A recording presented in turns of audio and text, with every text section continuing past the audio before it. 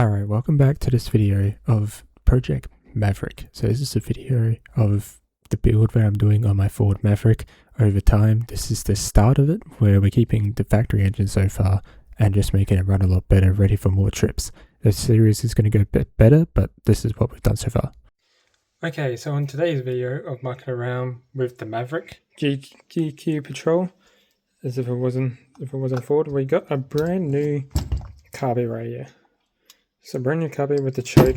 This choke was the main issue I was having with my other ones. We got a brand new, spanking new carby, ready to be chucked on to the Maverick. So we'll bring it inside and pull the other one off, put this one on and hopefully get it running a bit better before I do a bit more of a service on it. And hopefully this will make it run better while I still have the factory engine in it.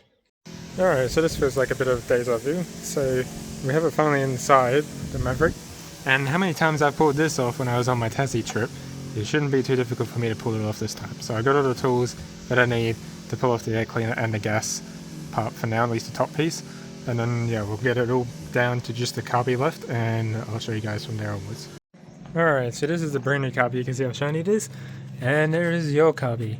So my choke has always been playing up inside here. See, it is currently closed, but this thing also turned out this car had an auto choke, which this one has had an auto one, but they changed the manual. So I'm going to be changing this to a manual choke, but for now I'm just going to put the new carby on. So we got a M12 nuts down there. We'll undo all four of those because you've got two on this side like the new one and two on the other side. Undo all the vacuum hoses and fuel line and pull it off, and they'll have the old carby off. Then I got to chuck this onto that very long bolt, so we'll get there. Alright, so here we go. This is the old carby, this is the new one. So if I turn them the same way, look at the difference between, yeah, that is a very big difference between how dirty that one is to how clean that one is. It's also very pain in the ass to get off, trying to get all the bolts around the back, but we've got everything off now. And yeah, the paper gasket on the bottom of it, if you don't tip it upside down you won't get fuel everywhere. But yeah, the paper gasket decided to break itself, so left it there. So if we need a new paper gasket, of course you're most likely going to need one to get a paper gasket, the carby gasket. And yeah, I'm going to quickly wipe my hand now after it's had a bunch of fuel over it. And here I got a brand new paper gasket. I had to make your own paper gaskets out of one, so I had to cut it out myself, and then I made that all sorted. Then we just cleaned it all up here. Everything was ready to put that new carby on to this area here.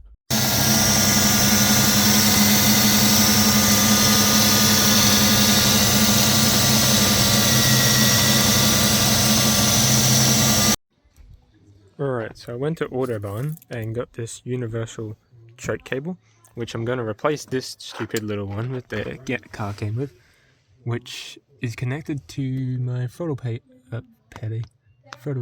pedal up there.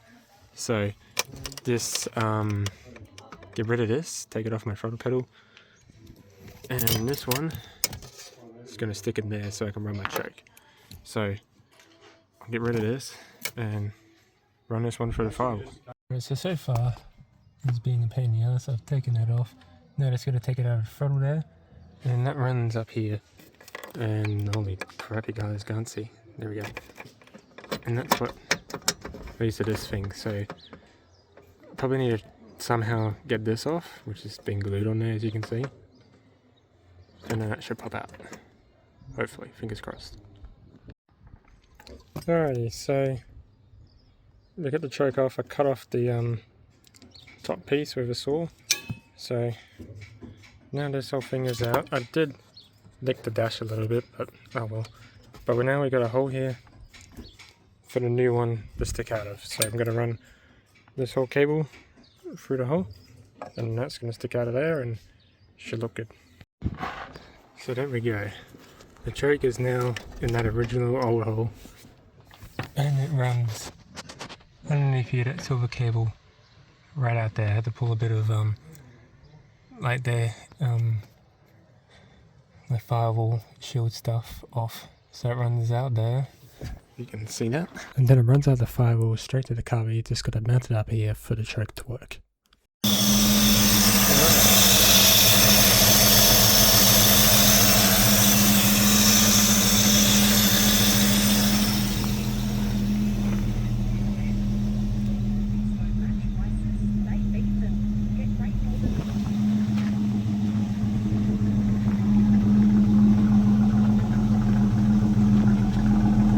So I decided to do an oil change because I didn't know when the last time it was done. It was very like black and dark, so I definitely needed an oil change. But they decided to put the wheel filter over the top of the diff, so it would leak all over the diff when you're doing an oil change. I also decided to do this final renovation of how the heat pipe would be.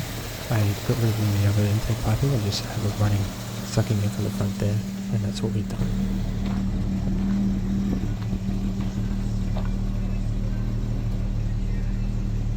And here I have my brand new shocks ready to go into the car. It's a 2-inch lift, Fulcrum shocks with king springs. So here I got the old ones out. Turns out they had airbags in them, but they're ripped. But they were quite bad. The old shocks weren't the best. So you can see the new shocks here are a lot thicker, and the spring here is a bit longer again. And also then I found how the air hoses run into the bags, and just took them out for putting these springs into the car. So I took this all,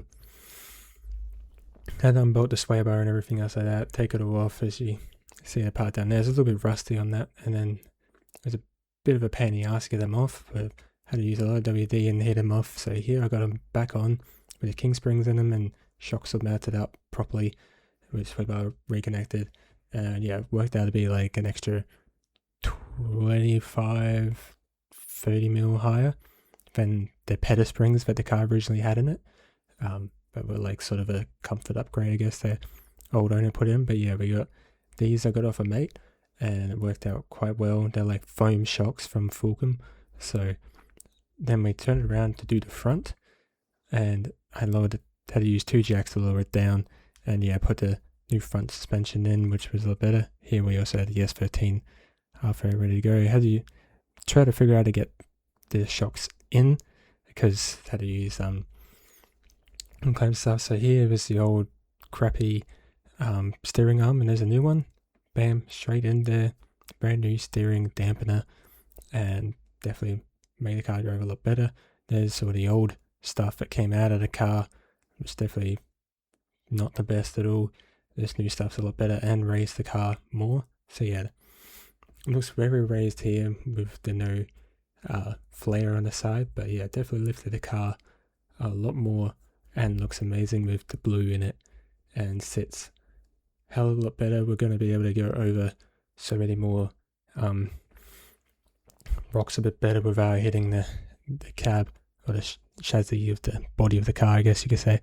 And should be able to fit a bit bigger tires underneath. We've got 31s this car has, so it should be able to fit 33s under the GQ or the Maverick. And yeah, it just sits so much better in this. It looks pretty good level. So here we are continuing on with modification to the engine. So I got a brand new Dizzy cap for the Dizzy. Just little bits of maintenance things that will just help out, and also brand new ignition leads, and also went and got new spark plugs as well afterwards.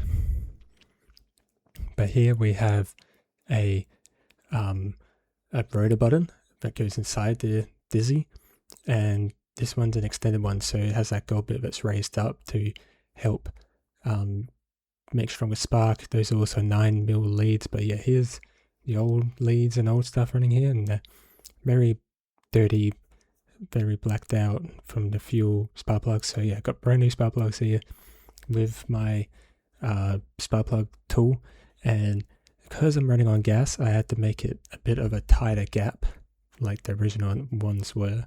So I made it, they were normally about 30 for gap, and I put them down to 25 for gap. So yeah, here we have the Dizzy cap off, and there's the old rotor button. And then yeah, here we have the new rotor button. It's held on by a screw for a screw here. And my dad's putting the cap on, which had a little bit of an issue putting the cap on at first, but once we tighten it down, it sat a lot better. So yeah, here I am checking the gap. So yeah, we had it at 30, put it down to 25, and did that to every single spark plug, and put it all back in, all leads put back to it, and that should make it run a lot better with brand new plugs, brand new 9mm leads, new dizzy cap and all that stuff. Laid the leads out on a car so I could figure out which length and which one was what. New cap to coil, new lead to the coil, which I didn't get a new one for it, but yeah, cable tied the leads together best I can to make it look nice and neat. But yeah, that's sort of all the engine stuff to the GQ to make it run better. Alright, so this is sort of how I have to start it up with the choke.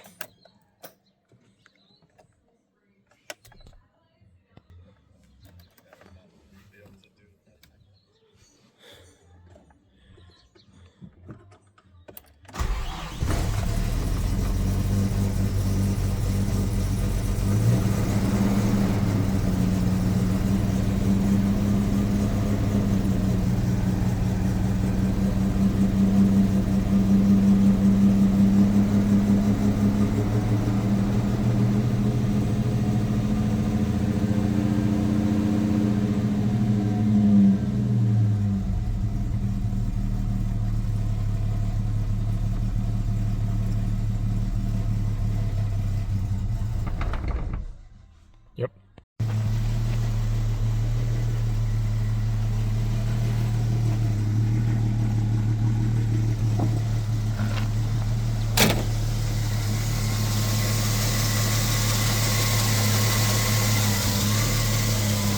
And then put the engine bay back to how it was with everything fully connected. But that is the end of the video, so I hope you guys enjoy. See you guys in the next one.